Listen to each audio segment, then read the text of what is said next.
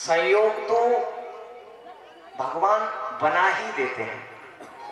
जो भगवान को करना होता है वो करते ही हैं। पूर्व निर्धारित नहीं था, तो इसीलिए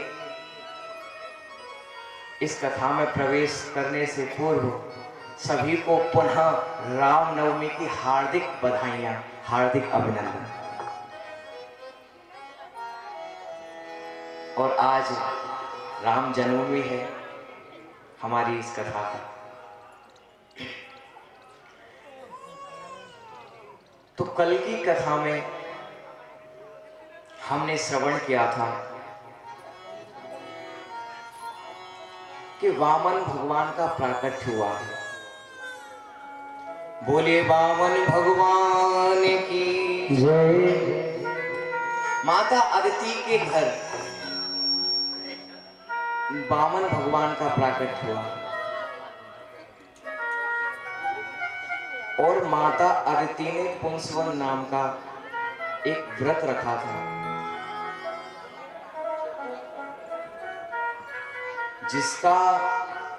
जिसकी विधि श्रीमद् भागवत महापुराण में लिखी हुई है। आप कभी श्रीमद् भागवत महापुराण पढ़ना तो उसमें इस व्रत को करने के नियम हैं जो माता अदिति ने किया। जो भी माता निसंतान है, जिनके पुत्र नहीं हो रहे,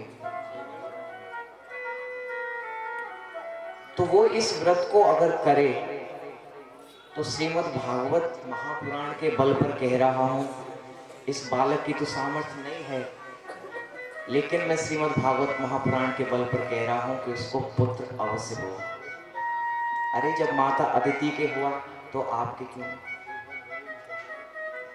और माता अदिति के यहां श्री वामन भगवान प्रकट हुए हैं। वामन भगवान ने जन्म लिया है। श्रोणायाम श्रवणम द्वादश्याम मुहूर्ते अविजित प्रभु सर्वे नक्षत्र ताराधास चक्रस्त जन्म दक्षिणम। भादों का महीना है, शुक्ल पक्ष है और दिन के ठीक 12 बजे श्री वामन भगवान प्रकट हुए। वामन भगवान जब 12 वर्ष के हुए तो उनका यज्ञोपवीत संस्कार किया गया।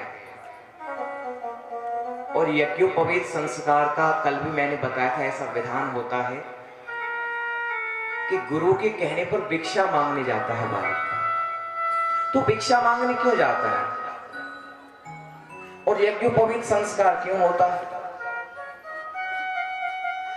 यज्ञोपवीत संस्कार इसीलिए होता है कि हमें वेद पढ़ने होते हैं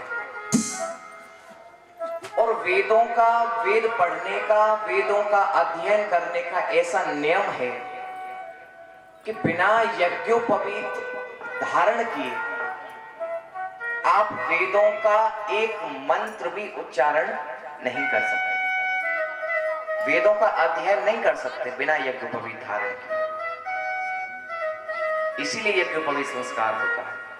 तो यज्ञोपवीत संस्कार किया गया तो भिक्षा इसलिए मंगवाई जाती है कि अब तुम वेद पढ़ने के लिए आ रहे हो और तुम विद्वान बनने जा रहे हो, तो हे बालक अब अपनी जो शर्म है उसको त्याग दो।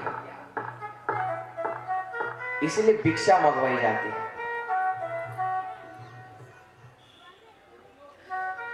तो गुरु के कहने पर वामन भगवान भिक्षा मांगकर लेकर आए हैं।